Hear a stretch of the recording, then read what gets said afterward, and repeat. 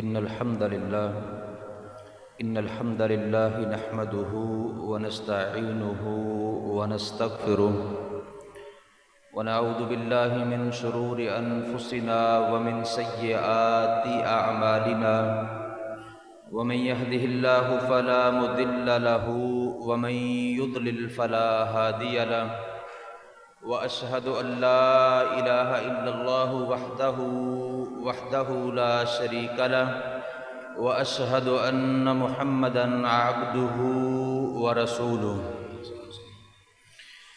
يا أيها الذين آمنوا اتقوا الله حق تقاته ولا تموتن إلا وأنتم مسلمون يا أيها الناس اتقوا ربكم الذي خلقكم من نفس واحدة وخلق منها زوجها وبث منهما رجالا كثيرا ونساء واتقوا الله الذي تساءلون به والأرحام إن الله كان عليكم رقيبا يا أيها الذين آمنوا اتقوا الله وقولوا قولا سديدا يصلح لكم أعمالكم ويغفر لكم ذنوبكم ومن يطع الله ورسوله فقد فاز فوزا عظيما أما بعد فإن خير الحديث كتاب الله وخير الهدي هدي محمد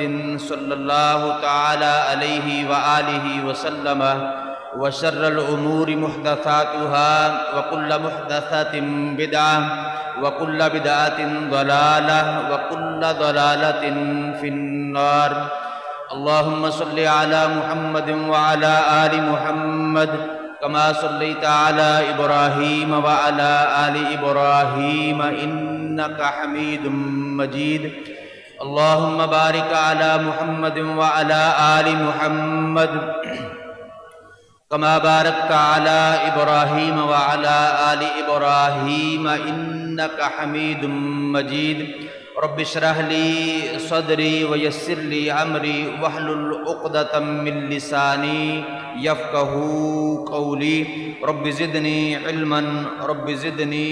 علما يا معلم إبراهيم علمني من لدنك علما يا مفهم سليمان فهمني قال الله تبارك وتعالى في القرآن المجيد لقد جاءكم رسول من أنفسكم عزيز عليه ما عنتم حريص عليكم بالمؤمنين رؤوف رحيم وقال نبينا محمد صلى الله تبارك وتعالى عليه وآله وسلم انما انا لکم بمنزلۃ الوالد اعلمکم رواہ ابو داود۔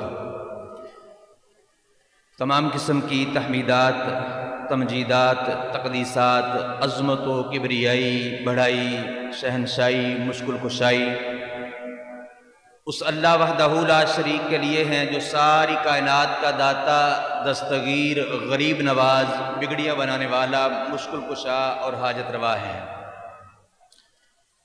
اللہ احکم الحاکمین کی مختصر حمد کے بعد ریت کے ذرات سے زیادہ، بارش کے قطرات سے زیادہ، ان گنت لا تعداد بے حد و حساب درود و سلام امام الانبیاء، حبیب کبریاء، نیر بطحا، زینت کعبہ، امامنا فی الدنیا و امامنا فی الآخرہ و امامنا فی الجنہ انشاءاللہ جناب محمد الرسول اللہ صلی اللہ تعالی علیہ وآلہ وسلم کی پاک، طاہر اور مطہر ذات کے لیے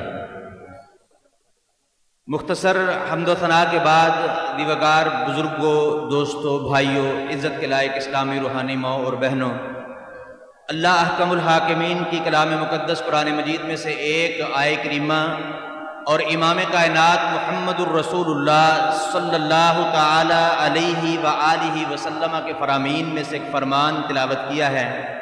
اللہ رب العالمین سے دعا ہے شرح صدر سے کتاب و سنت کے مطابق ان کا معنی، مطلب اور مفہوم سمجھانے کی توفیق عطا فرمائے، اور اللہ رب العالمین ہم سب کو صحیح معنوں میں کتاب و سنت کو سیکھنے، سمجھنے، سننے، اس پر عمل پیرا ہونے کا اللہ تعالیٰ توفیق عطا فرمائے۔ یہ آیت کریمہ جو آپ کے سامنے تلاوت کی ہے، اللہ رب العالمین نے اس میں کئی مضامین بیان فرمائے ہیں۔ اللہ رب العالمین نے اپنے بندوں پر اپنے احسانات بھی اس میں بیان فرمائے ہیں، اور اپنے پاک پیغمبر محمد الرسول اللہ صلی اللہ علیہ وسلم کی آپ کی امت پر مہربانیوں کا بھی اس میں تذکرہ کیا ہے۔ تو آج کے اس خطبہ کے مختصر وقت میں آپ کے سامنے یہ دوسرا مضمون، رسول اللہ صلی اللہ علیہ وسلم کی اپنی امت پر مہربانیوں کا نشاور، اس کا تذکرہ کروں گا انشاءاللہ۔ اللہ رب العالمین نے رسول اللہ صلی اللہ علیہ وسلم کو آپ کی امت کے لیے، اپنے بندوں کے لیے انتہائی مہربان بنا کر مبعوث کیا ہے، اور رسول اللہ صلی اللہ علیہ وسلم نے بھی اس کا حق ادا کیا، اپنی امت پر بے شمار مہربانیوں کا نشاور کیا ہے۔ آپ اپنی امت سے بڑی محبت کرنے والے، بڑی شفقت کرنے والے، بڑے رفیق نبی اللہ رب العالمین نے ہمیں عطا فرمائے ہیں۔ اللہ رب العالمین نے فرمایا لَقَدْ جَاءَكُمْ رَسُولٌ مِّنْ أَنفُسِكُمْ، بے شک یقیناً تمہارے پاس ایک رسول تم ہی میں سے آ گیا ہے، عزیز علیہ ما عنتم، تمہارا مشکل میں پڑنا اس کو مشقت میں ڈال دیتا ہے، عزیز علیہ ما عنتم حریص علیکم، اور وہ تم پر بڑا ہی حریص ہے، حرص رکھنے والا ہے۔ حریص علیکم بالمؤمنین رؤوف الرحیم، اور مومنوں کے ساتھ خاص شفقت کرنے والا، انتہائی مہربان ہے۔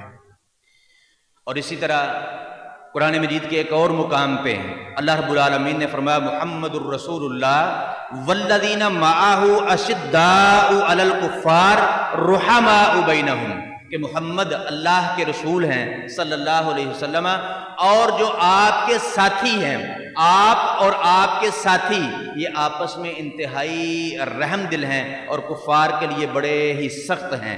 اسی طرح اللہ رب العالمین نے ایک اور مقام پہ فرمایا وَمَا أَرْسَلْنَاكَ إِلَّا رَحْمَةً لِّلْعَالَمِينَ، یہ کہ ہم نے آپ کو بھیجا ہی نہیں مگر جہانوں والوں کے لیے رحمت بنا کر بھیجا ہے۔ تو جب اللہ رب العالمین نے شفقت کرنے والا، مشقت کا خیال رکھنے والا، رؤوف اور رحیم بنا کر اور رحمت بنا کر بھیجا، تو کیوں رسول اللہ صلی اللہ علیہ وسلم اپنی امت پر مہربانیوں کا نشاور نہ کرتے؟ کیوں اپنی امت سے اتنی محبت نہ کرتے، اتنی شفقت نہ کرتے، اتنی ان کی مشقت کا خیال نہ رکھتے؟ اللہ رب العالمین نے بنا کر ہی سراپا رحمت بنا کر بھیجا۔ اور رسول اللہ صلی اللہ علیہ وسلم کی مہربانیاں اللہ رب العالمین نے قرآن مجید میں بھی بیان فرمائی، اور بے شمار احادیث میں بھی جو ہے وہ وارد ہوئی ہیں۔ صحیح بخاری کی حدیث ہے، رسول اللہ صلی اللہ علیہ وسلم نے فرمایا لولا ان اشق علی امتی لامرتهم بالسواک مع کل صلاۃ، اور بخاری مسلم کی ایک روایت میں ہے لولا ان اشق علی امتی لامرتهم بالسواک عند کل وضوء، رسول اللہ صلی اللہ علیہ وسلم نے فرمایا میں اگر اپنی امت پر مشقت نہ سمجھتا، اگر میری امت پر مجھے مشقت کا خیال نہ ہوتا، تو میں ان کو حکم دیتا کہ ہر نماز کے ساتھ مسواک کریں۔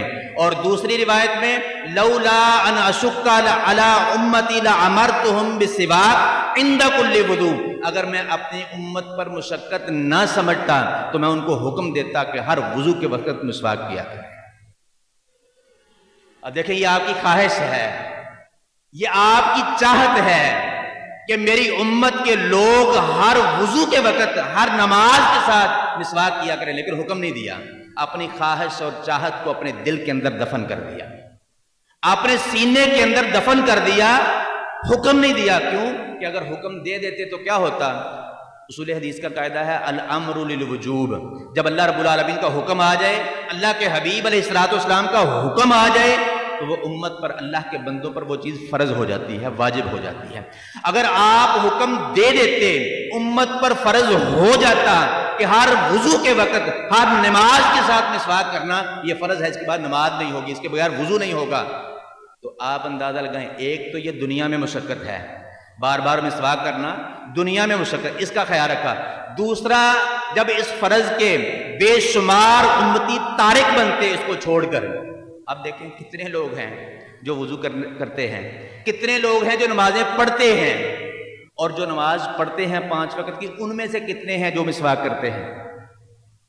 تو کتنے لوگ اس فرض کے تارک ہوتے. ایک تو دنیا کی مشقت تھی، اب تارک ہو کر اللہ کی جہنم کا بالن بنتے ہیں، جہنم کی آگ کا ایندھن بنتے ہیں.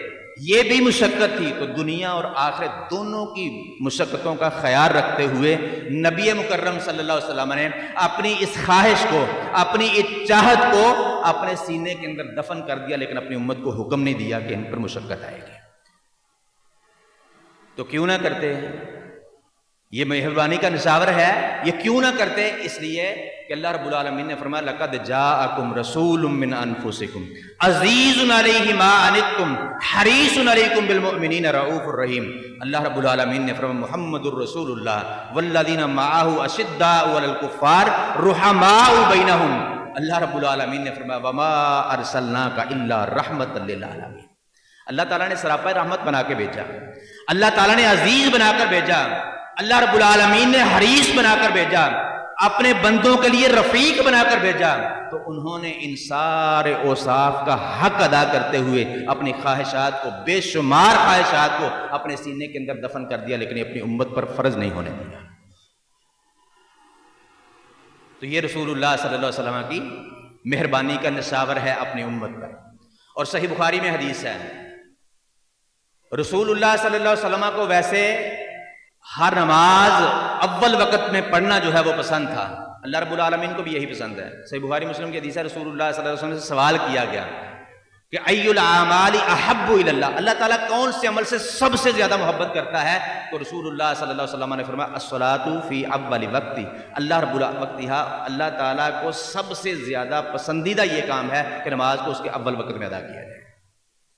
رسول اللہ صلی اللہ علیہ وسلم ہر نماز کو، فجر کو، ظہر کو، عصر کو، مغرب کو اول وقت میں ادا کرنا پسند کرتے تھے، لیکن عشاء کی نماز رسول اللہ صلی اللہ علیہ وسلم تاخیر سے پڑھنا پسند کرتے تھے. تو صحیح بخاری کی حدیث ہے، رسول اللہ صلی اللہ علیہ وسلم ایک دن عشاء کی نماز کے لیے اپنے گھر سے نہیں نکلے، لوگ مسجد میں جمع ہیں، حتیٰ کہ اونگ آ رہی ہے، سو رہے ہیں، پھر جاگ رہے ہیں، پھر سو رہے ہیں، پھر جاگ رہے ہیں، عورتیں، بچے، ان پر مشقت، ایک دوسرے پر گرنا، ادھر ادھر اونگ کی وجہ سے، نیند کی وجہ سے، حتیٰ کہ عمر بن خطاب رضی اللہ تعالیٰ عنہ اٹھے، رسول اللہ صلی اللہ علیہ وسلم کے دروازے میں گئے اور جا کے کہا الصلاۃ الصلاۃ، اللہ کے رسول صلی اللہ علیہ وسلم نماز کا وقت ہے، آئیے نماز پڑھائیے. ایک بخاری ہی کی روایت میں ہے کہ انہوں نے کہا اللہ کے رسول بچے اور عورتیں، یعنی بچوں اور عورتوں پر مشقت ہو رہی ہے، مشکل ہو رہی ہے، لہذا آئیے اور نماز پڑھائیے. نبی مکرم صلی اللہ علیہ وسلم باہر آئے. عبداللہ بن عباس رضی اللہ عنہ فرماتے ہیں آج بھی ایسا ہے کہ جیسے میں اللہ کے رسول صلی اللہ علیہ وسلم کا وہ منظر دیکھ رہا ہوں، آپ کے بالوں سے پانی ٹپک رہا تھا، آپ آئے، عشاء کی نماز پڑھائی، لوگوں کی طرف منہ کیا، خطبہ دیا، اور آپ نے فرمایا لولا ان اشق علی امتی لامرتهم ان یصلوها هكذا، اگر میں اپنی امت پر مشقت نہ سمجھتا تو میں اپنی امت کو حکم دیتا کہ اس نماز کا یہی وقت ہے، اس کو اسی وقت میں ادا کرنا ہے. اب یہاں پہ بھی اللہ کے رسول صلی اللہ علیہ وسلم کی خواہش ہے، چاہت ہے کہ عشاء کی نماز کو دیر سے پڑھا جائے.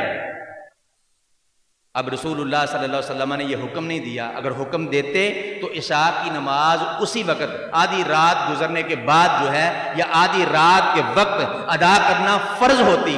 اب ہم رات کے شروع میں ادا کر رہے ہیں تو کتنے لوگ ادا کرتے ہیں؟ عشاء کی نماز 8 بجے، 8:30، 8:45 بجے، بڑا لیٹ جو پڑھتے ہیں وہ پڑھتے ہیں، تو کتنے لوگ ادا کرتے ہیں؟ اور اگر 12 بجے ہوتی، 11:30 بجے ہوتی تو کتنے لوگ ادا کرتے ہیں؟ اس لیے رسول اللہ صلی اللہ علیہ وسلم نے اپنی اس خواہش کو بھی، اس چاہت کو بھی اپنے سینے کے اندر دفن کر دیا، لیکن اپنی امت کو حکم نہیں دیا تاکہ امت پر مشقت ہوگی اس وقت وہ اٹھ کر آ کر نماز نہیں پڑھیں گے. تو یہ رسول اللہ صلی اللہ علیہ وسلم کی مہربانی کا نشاور ہے. اور کیوں نہ ہوتا، اللہ رب العالمین نے سراپا رحمت بنا کے بھیجا، امت کے لیے حریص بنا کر بھیجا، عزیز بنا کر بھیجا، رفیق بنا کر بھیجا. تو ان سارے اوصاف کا حق ادا کرنا یہی تھا کہ رسول اللہ صلی اللہ علیہ وسلم اپنی امت پر بے شمار مہربانیوں کا نشاور کرتے، بے شمار مہربانیوں کا نشاور رسول اللہ صلی اللہ علیہ وسلم نے کیا. آپ نے اپنی امت کی مشقت کا خیال رکھتے ہوئے 3 بار صحابی کے سوال کرنے پر خاموشی اختیار کی. جب اللہ رب العالمین نے حج فرض کیا، حج کے فرض کی آیت اللہ رب العالمین نے نازل فرمائی تو رسول اللہ صلی اللہ علیہ وسلم نے لوگوں کو جمع کیا، خطبہ دیا اور کہا لوگوں اللہ رب العالمین نے تم پر حج کو فرض کر دیا ہے فحجوا، لہذا حج کیا کرو۔ ایک صحابی اٹھے، اس نے کہا اے اللہ کے رسول صلی اللہ علیہ وسلم کیا ہر سال حج فرض ہے؟ آپ نے خاموشی اختیار کی۔ اس نے پھر پوچھا، پھر آپ نے خاموشی اختیار کی، پھر یہی سوال دہرایا، 3 مرتبہ اس نے یہ پوچھا اللہ کے رسول صلی اللہ علیہ وسلم کیا ہر سال حج فرض ہے؟ آپ صلی اللہ علیہ وسلم نے خاموشی اختیار کی اور پھر فرمایا کہ اگر میں ہاں کہہ دیتا لوجبت، تو یہ حج ہر سال فرض ہو جاتا، لمستطعتم، لیکن تم اس کی طاقت نہ رکھتے۔ اب دیکھیں، سال زندگی میں 1 مرتبہ حج فرض ہے، زندگی میں ایک بندے پر جس کو اللہ رب العالمین نے مالی بدنی طاقت دی ہوئی ہو، اس پر 1 مرتبہ حج فرض ہے، باقی وہ عمرے کرتا ہے یا حج بار بار کرتا ہے، یہ اس کا نفلی ہے، فرض 1 مرتبہ ہے زندگی میں 1 مرتبہ۔ تو بے شمار لوگ ایسے ہیں جو پیسے ہونے کے باوجود، تندرستی ہونے کے باوجود حج کرنے کے لیے نہیں جاتے ہیں۔ یہ اللہ کی توفیق سے ہے، جس کو اللہ تعالیٰ بلا لے وہی جا سکتا ہے۔ بے شمار مالدار لوگ ہمارے ملک میں ایسے ہیں جو حج عمرہ کرنے کے لیے نہیں جاتے ہیں۔ تو اگر ہر سال فرض ہو جاتا تو پھر کتنے لوگ جاتے ہیں؟ تو رسول اللہ صلی اللہ علیہ وسلم نے صحابی کے 3 مرتبہ یہ سوال پوچھنے پر بھی خاموشی کیوں اختیار کی؟ اس لیے کہ میں اور آپ اس کی طاقت نہیں رکھتے تھے، میری اور آپ کی مشقت کا خیال رکھتے ہوئے۔ اور یہ سارے کام اللہ کی قسم رسول اللہ صلی اللہ علیہ وسلم نے کس کی مشقت کا خیال؟ میری اور آپ کی۔ اپنا کوئی معاملہ نہیں تھا، اپنے بارے میں کوئی معاملہ نہیں تھا کہ خود کی مشقت کا خیال رکھتے ہوئے یہ حکم نہیں دیا کہ فرض ہو جائے گا تو مجھ پر بھی فرض ہونا ہے، ایسا کوئی معاملہ نہیں تھا۔ مسواک کا حکم مجھے اور آپ کو نہیں دیا، لیکن آپ کا اپنا معاملہ اس میں کیا تھا؟ اللہ کی قسم آپ ہر نماز کے ساتھ، ہر وضو کے ساتھ جب بھی سوئے ہوئے اٹھتے تھے، پہلا کام نماز، صحیح حدیث سے ثابت ہے، جب بھی باہر سے گھر میں داخل ہوتے مسواک کیا کریں۔ آپ تو آپ ہیں، آپ کے صحابہ کرام رضوان اللہ علیہم اجمعین جنہوں نے ڈائریکٹ رسول اللہ صلی اللہ علیہ وسلم سے تعلیم حاصل کی، اللہ تعالیٰ کے دین کو سیکھا ہے، ان کا عمل کیسا تھا؟ صحیح بخاری میں حدیث ہے کہ صحابہ کرام کے کان پر اس طرح مسواک ہوتی تھی جس طرح منشی کے کان پر قلم ہوتا ہے، اور وہ ہر وضو کے ساتھ بھی مسواک کرتے اور ہر نماز کے ساتھ بھی مسواک کرتے۔ جب اقامت ہوتی تو کان سے اس کو اتارتے، مسواک کرتے، جب اللہ اکبر رسول اللہ صلی اللہ علیہ وسلم کہتے تو پھر کان میں رکھتے اور پھر اللہ اکبر رسول اللہ صلی اللہ علیہ وسلم کے اللہ اکبر کے ساتھ کہتے۔ مسواک یعنی دونوں خواہشوں کو رسول اللہ صلی اللہ علیہ وسلم کی وہ پورا کیا کرتے تھے، اور نبی صلی اللہ علیہ وسلم اس پر اتنا عمل کرتے، تو پھر یہ حکم کیوں نہیں دیا؟ میری اور آپ کی مشقت کا خیال رکھتے، اپنی مشقت کا کوئی معاملہ نہیں تھا۔ آدھی رات کو نماز پڑھنے کا حکم نہیں دیا، اپنے نہیں، رسول اللہ صلی اللہ علیہ وسلم تو رات کا اکثر حصہ نماز پڑھتے، یہ تو فرضی نماز تھی، نفلی نماز پڑھتے، حتیٰ کہ اللہ رب العالمین نے کہا کہ تھوڑا قیام کریں اور تھوڑا آرام کریں۔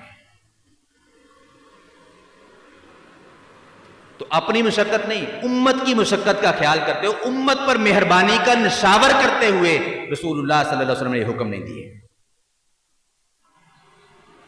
اور واقعہ معراج آپ نے کئی بار پڑھا ہے، کئی بار سنا ہے، تمام مسلمان جو ہیں متفق ہیں کہ رات کی کچھ گھڑیوں میں اللہ رب العالمین نے اپنے حبیب علیہ الصلوۃ والسلام کو آسمانوں کی سیر کروائی۔ رسول اللہ صلی اللہ علیہ وسلم جب اپنے رب سے ملاقات کے بعد واپس آ رہے تھے تو سیدنا موسیٰ علیہ الصلوۃ والسلام کے ساتھ ملاقات ہوئی۔ تو موسیٰ علیہ السلام نے پوچھا کہ آپ کو آپ کے رب نے کیا گفٹ دیا ہے، کیا تحفہ دیا ہے، کیا چیز آپ پر اور آپ کی امت پر فرض کی ہے؟ تو رسول اللہ صلی اللہ علیہ وسلم نے بتایا کہ اللہ رب العالمین نے مجھ پر اور میری امت پر 50 نمازوں کی فرضیت کو جو ہے وہ لاگو کیا، 50 نمازوں کا تحفہ لے کے آیا ہوں اپنے رب سے۔ تو موسیٰ علیہ السلام نے فرمایا ان امتک لا تطیق، بے شک آپ کی امت یہ 50 نمازوں کی ادائیگی کی طاقت ہرگز نہیں رکھتی، جائیے اپنے رب کے پاس اور تخفیف کا سوال کیجئے۔ اللہ کی قسم رسول اللہ صلی اللہ علیہ وسلم بارہا اپنے رب کے پاس گئے، پھر موسیٰ علیہ السلام کے پاس آئے، پھر اپنے رب کے پاس گئے.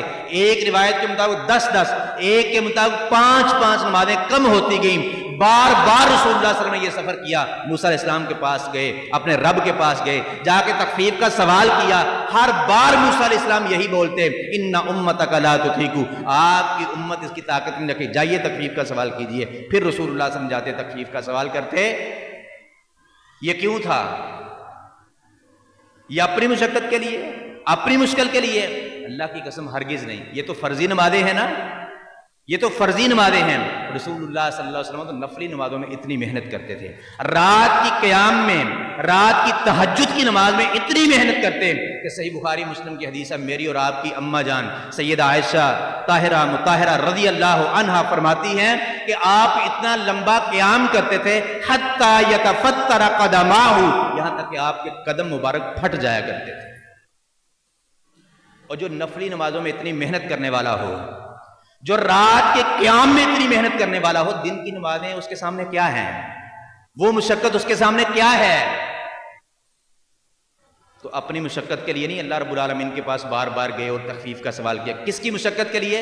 اللہ کی قسم اگر موسیٰ علیہ السلام یہ لفظ نہ بولتے ان امتک لا تطیق، بے شک آپ کی امت اس کی طاقت نہیں رکھے گی، تو رسول اللہ صلی اللہ علیہ وسلم کبھی بھی ایک مرتبہ بھی تخفیف کا سوال کرنے کے لیے رسول اللہ رب العالمین کے پاس نہ جاتے. صرف اپنی امت کے لیے، صرف اس جملے کے لیے ان امتک لا تطیق، کہ آپ کی امت اس کی طاقت نہیں رکھتی. تو میری اور آپ کی مشقت کا خیال رکھتے ہوئے اللہ کے پاک پیغمبر علیہ الصلوۃ والسلام نے موسیٰ علیہ الصلوۃ والسلام سے بارہا اللہ رب العالمین کا سفر بھی کیا اور جا کے تخفیف کا سوال بھی کیا.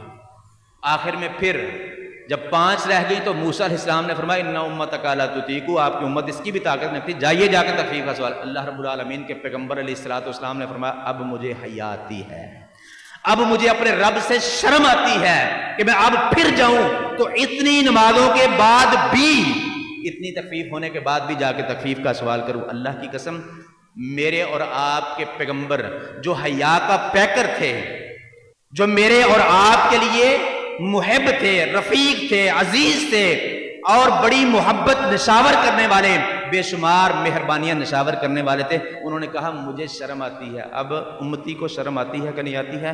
یہ خود وہ سوچیں کہ میرے نبی کو شرم آئی کہ میں 5 سے بھی کم کا تخفیف کا سوال کروں. اب مجھے بھی شرم آنی چاہیے کہ میرے نبی جو مجھ پر اتنی مہربانیوں کا نشاور کرنے والے ہیں، میں ان کی حیا کا خیال رکھتا ہوں، میں ان کی شرم کا خیال رکھتا ہوں، میں ان کے بارہا سفر کا خیال رکھتا ہوں، میں ان کی بے شمار مہربانیوں کے نشاور کا خیال رکھتا ہوں.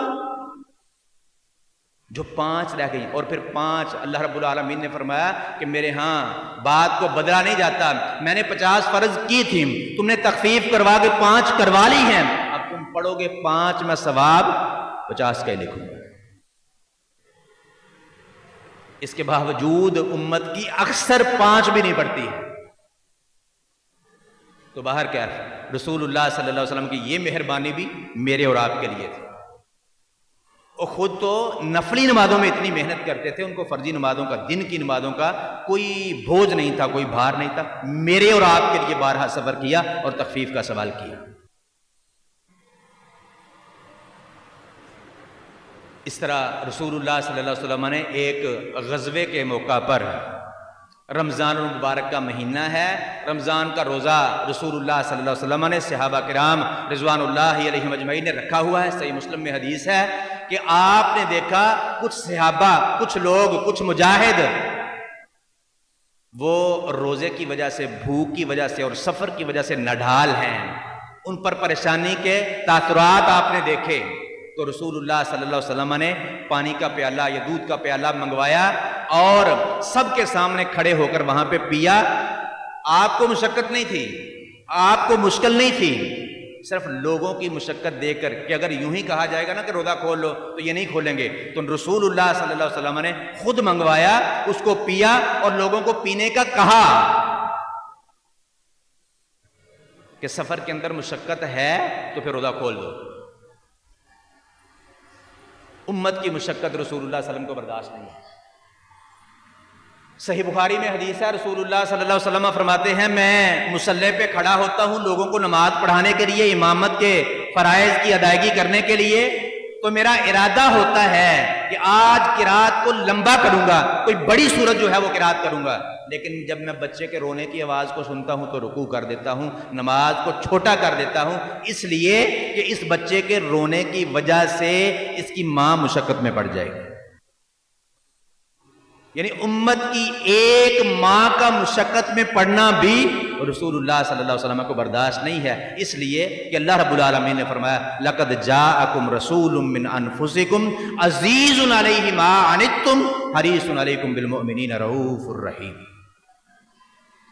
ایک ماں کا مشقت میں پڑنا رسول اللہ صلی اللہ علیہ وسلم کو برداشت نہیں ہے، اس لیے کہ اللہ رب العالمین نے فرمایا محمد الرسول اللہ والذین معہ اشداء علی الکفار رحماء بینہم۔ ایک ماں کی مشقت رسول اللہ صلی اللہ علیہ وسلم کو برداشت نہیں ہے، اس لیے کہ اللہ رب العالمین نے فرمایا وما ارسلناک الا رحمۃ للعالمین، سراپا رحمت بنا کے مبعوث کیا اللہ رب العالمین نے، تو رسول اللہ صلی اللہ علیہ وسلم نے اس کا حق ادا کیا۔ اللہ تعالیٰ کے بندوں سے محبت میں اور شفقت کے اندر مہربانیوں کا نشاور کرنے کا رسول اللہ صلی اللہ علیہ وسلم نے حق ادا کر دیا۔ بے شمار مواقع ایسے ہیں، کئی واقعات اور صحیح احادیث میں ہیں کہ رسول اللہ صلی اللہ علیہ وسلم نے اپنی خواہش اور چاہت کے ہوتے ہوئے، خواہش اور چاہت ہونے کے باوجود جو ہے وہ حکم نہیں دیا، صرف اور صرف میری اور آپ کی امت کی مشقت کا خیال رکھتے ہوئے اپنی خواہش کو، چاہت کو سینے میں کے اندر دفن کر لیا۔ اچھا، آپ نے تو اتنی مہربانیوں کا نشاور کیا، آپ کو تو اللہ تعالیٰ نے رحمت للعالمین بنا کر بھیجا، آپ کو تو اللہ تعالیٰ نے عزیز علیہم عنتم ما حریص علیکم بنا کر بھیجا، رؤوف رحیم بنا کر بھیجا، آپ نے اس کا حق ادا کیا۔ اب میرے اور آپ پر بھی کوئی ذمہ داریاں ہیں، میری اور آپ کی ذمہ داری بھی کوئی ہے آپ کے بارے میں، کہ جنہوں نے اتنی محبتوں کا نشاور کیا، جنہوں نے اپنی خواہشات، چاہتوں کو اپنے سینے کے اندر دفن کیا صرف اور صرف میری اور آپ کی مشقت کا خیال رکھتے ہوئے، اب میری کیا ذمہ داری ہے آپ کے بارے میں؟ میری کیا ذمہ داری ہے کہ میں بھی محبت کا جواب محبت سے دوں کہ نہ دوں؟ اور محبت کا جواب محبت سے دینا چاہیے کہ نہیں دینا چاہیے؟ تو محبت کا جواب محبت سے یہ نہیں ہے کہ رسول اللہ صلی اللہ علیہ وسلم تو محبتوں کا نشاور کر کے گئے، مہربانیوں کا نشاور کر کے گئے، اپنی خواہشوں چاہتوں کی قربانیاں دے کر گئے، اپنے سینے کے اندر ان کو دفن کر دیا، میری اور آپ کی مشقت کے لیے، مشقت کا خیال رکھتے ہوئے۔ تو میں کیا کرتا ہوں؟ میں دیکھتا ہوں کہ کون سے کرکٹر کے بالوں کا سٹائل کیا ہے، کون سے فلم سٹار کی داڑھی کا سٹائل کیا ہے، اس کے کپڑوں کا سٹائل کیا ہے، اس کی کٹنگ کیسی ہے، اس طرح بننے کی کوشش کرتا ہوں۔ یہ محبت کا جواب محبت سے ہے؟ یہ نہیں ہے۔ اللہ کی قسم، ابو داود کے اندر، مسند احمد کے اندر صحیح سند کے ساتھ حدیث ہے، رسول اللہ صلی اللہ علیہ وسلم نے فرمایا من تشبہ بقوم فہو منہم، جو جس قوم کی مشابہت اختیار کرتا ہے، ان جیسا بننے کی کوشش کرتا ہے، فہو منہم، قیامت کے دن انہی کے ساتھ کھڑا ہوگا۔ اگر میں اور آپ چاہتے ہیں کہ قیامت کے دن رسول اللہ صلی اللہ علیہ وسلم میری اور آپ کی شفاعت کریں، میں اور آپ کے ہاتھ سے جام کوثر پئیں، میری اور آپ کی انگلی پکڑ کر رسول اللہ صلی اللہ علیہ وسلم جنت کا دروازہ کراس کروائیں،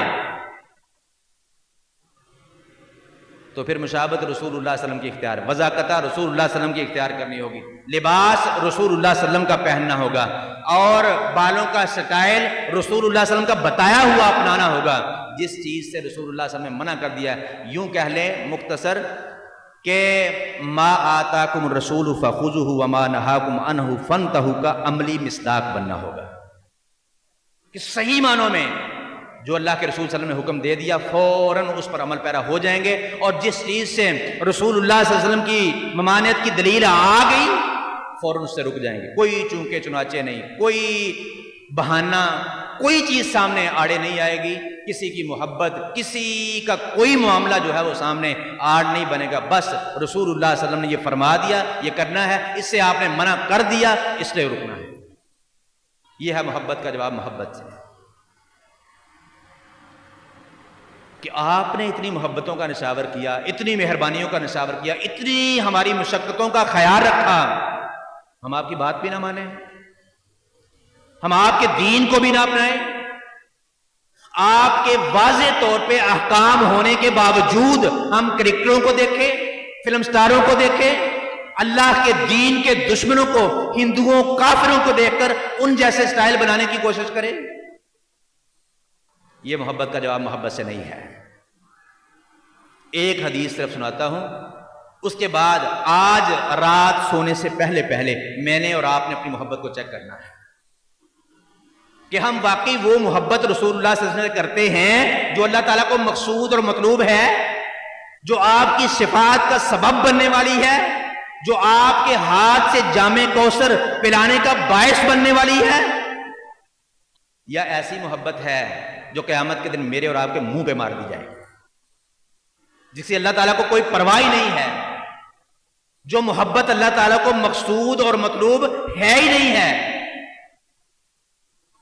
اللہ رب العالمین قرآن مجید میں فرماتا ہے قل ان کنتم تحبون اللہ فاتبعونی، اے محمد رسول اللہ صلی اللہ علیہ وسلم ان کو بتا دو، ان سے کہہ دو، اعلان کر دو ان کے اندر کہ اگر اللہ کے محبوب بندے بننا چاہتے ہو، اللہ سے محبت کا دعویٰ ہے، فاتبعونی، پھر نعرے نہیں لگانے، اس طرف دعوے نہیں کرنے، زبان سے اقرار نہیں کرنا.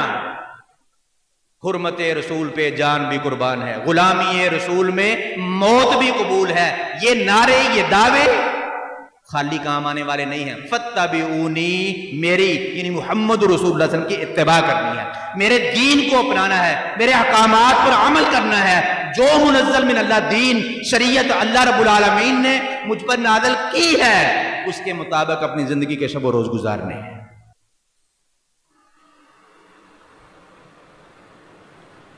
صحیح بخاری اور مسلم کی حدیث ہے. عبداللہ بن مسعود رضی اللہ تعالیٰ عنہ فرماتے ہیں، تھوڑا سا اشارہ اس کا میں نے پہلے خطبے میں بھی کیا، کہ کہتے ہیں میں نے رسول اللہ صلی اللہ علیہ وسلم سے سوال کیا. کیا سوال کیا؟ ای العمل احب الی اللہ، اے اللہ کے رسول صلی اللہ علیہ وسلم بتائیے کہ اللہ تعالیٰ کو محبوب نہیں، احب، سب سے زیادہ محبوب عمل کون سا ہے؟ یعنی کہ میں لا الہ الا اللہ محمد رسول اللہ صلی اللہ علیہ وسلم پڑھتا ہوں، کلمہ اسلام کا اقرار کرتا ہوں، اپنی زبان سے اسلام پر ہونے کا اظہار کرتا ہوں، اپنے آپ کو مسلمانوں کی صفوں میں شامل سمجھتا ہوں. اب میں کون سا عمل کروں کہ اللہ رب العالمین کا محبوب نہیں، احب بندہ، سب سے زیادہ محبوب بندہ، اللہ تعالیٰ سب سے زیادہ جن بندوں سے محبت کرتے ہیں میرا شمار ان سے ہو جائے، کون سا عمل کروں؟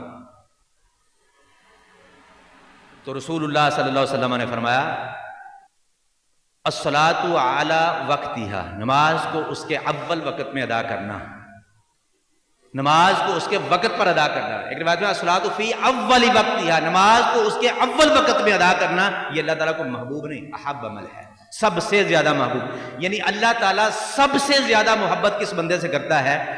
جو نماز کو اس کے اول وقت میں ادا کر دیتا ہے. اذان ہوتی ہے، اللہ اکبر کی آواز اس کے کان میں پڑتی ہے، یہ اپنی دکان میں، اپنے کاروبار میں، اپنے گھر کی کسی مصروفیت میں، دنیا کی کسی مشغولیت میں مشغول ہے، موبائل پہ، لیپ ٹاپ پہ گیم کھیل رہا ہے، یا کوئی چیز دیکھ رہا ہے، کوئی ویڈیو دیکھ رہا ہے، کچھ کام کر رہا ہے، کسی بھی مصروفیت میں ہے، اللہ اکبر کی آواز آتی ہے، یہ فوراً اس کو بند کر دیتا ہے، اس کو ٹھپ کر دیتا ہے، اور اللہ اکبر کی آواز پہ لبیک کہتے ہوئے اللہ کے گھر کی طرف چل پڑتا ہے.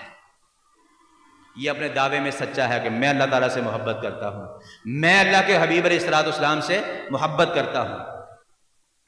اور معاملہ اگر اس کے برعکس ہے کہ اذان ہو گئی، یہ اپنی مصروفیت میں مصروف ہے، اقامت ہو گئی، یہ اپنی مصروفیت میں مصروف ہے، جماعت کھڑی ہو گئی، اس کی دکانداری اسی طرح چل رہی ہے، اور نماز کا وقت چلا گیا، اگلی نماز کا وقت شروع ہو گیا، یہ اسی طرح گیم کھیل رہا ہے.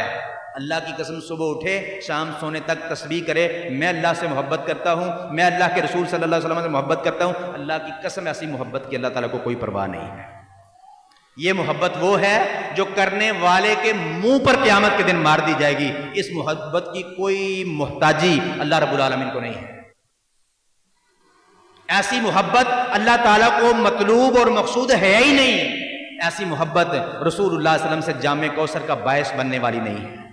ایسی محبت رسول اللہ صلی اللہ علیہ وسلم کی شفاعت لینے کا باعث اور سبب نہیں ہے. ایسی محبت رسول اللہ صلی اللہ علیہ وسلم کے پیچھے چلتے ہوئے جنت کا راستہ اور جنت کا دروازہ جو ہے وہ عبور کرنے والی نہیں ہے.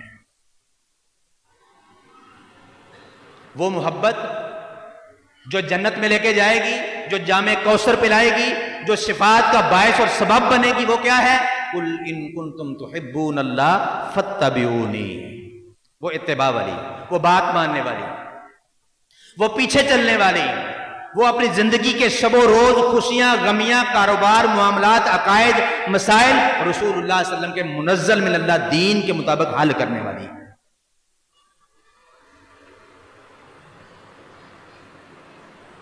تو اگر تو میرا اور آپ کا معاملہ یہ ہے کہ ہم اذان کو سنتے ہیں، اللہ اکبر کی آواز کو سنتے ہیں اور جانتے ہیں اللہ سب سے بڑے ہیں، تو ہر چیز کو جس مصروفیت میں بھی ہم مصروف ہیں وہ چھوٹی ہے.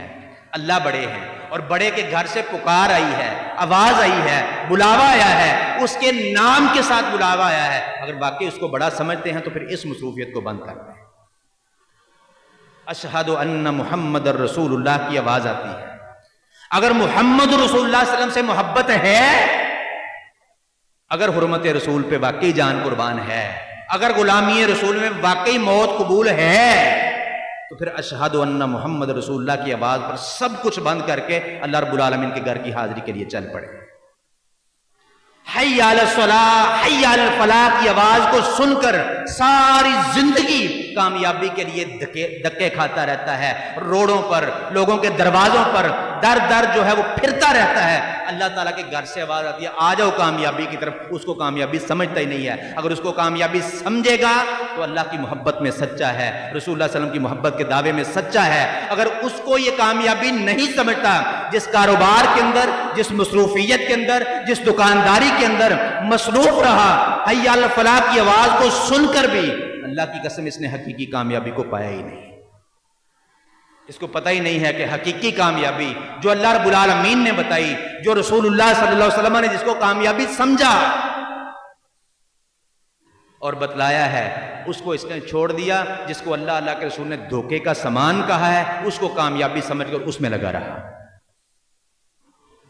تو محبت کا جواب محبت سے کیا ہے کہ رسول اللہ صلی اللہ علیہ وسلم کی خواہش کیا تھی، آپ کی چاہت کیا ہے، آپ کا جو ہے وہ محبوب عمل کیا ہے، اور اللہ رب العالمین کا محبوب بلکہ احب عمل کیا ہے کہ نماز کو اول وقت میں ادا کریں. کریں گے انشاءاللہ؟ کریں گے تو یہ محبت کا جواب محبت سے ہے. کریں گے تو یہ محبت رسول اللہ صلی اللہ علیہ وسلم کی شفاعت کا باعث بنے گی، آپ کے ہاتھوں جام کوثر پینے کا سبب بنے گی، آپ کے ساتھ جنت میں داخلے کے ٹکٹ کا سبب بنے گی. اگر یہ نہیں ہے تو پھر یہ سارا کچھ اس سے ہم محروم ہو جائیں گے. اللہ رب العالمین سے دعا ہے کتاب و سنت کو صحیح معنوں میں سمجھنے کی، عمل کرنے کی، دوسروں تک پہنچانے کی توفیق عطا فرمائے. رسول اللہ صلی اللہ علیہ وسلم سے سچی محبت کرنے کی توفیق عطا فرمائے. آپ کے صحابہ سے، اہل بیت سے سچی محبت کرنے کی توفیق عطا فرمائے. ان کے جیسی زندگیاں بنانے کی ہمیں توفیق عطا فرمائے. کتاب و سنت کو سمجھنے کی جس طرح انہوں نے سمجھا، جس طرح انہوں نے عمل کیا، ما آتاکم الرسول فخذوہ وما نہاکم عنہ فانتہوا کا جس طرح وہ عملی مصداق تھے، اس طرح ہمیں عملی مصداق بننے کی توفیق عطا فرمائے. وما توفیقی الا باللہ. اقول قولی ھذا استغفر اللہ لی ولکم ولسائر المسلمین.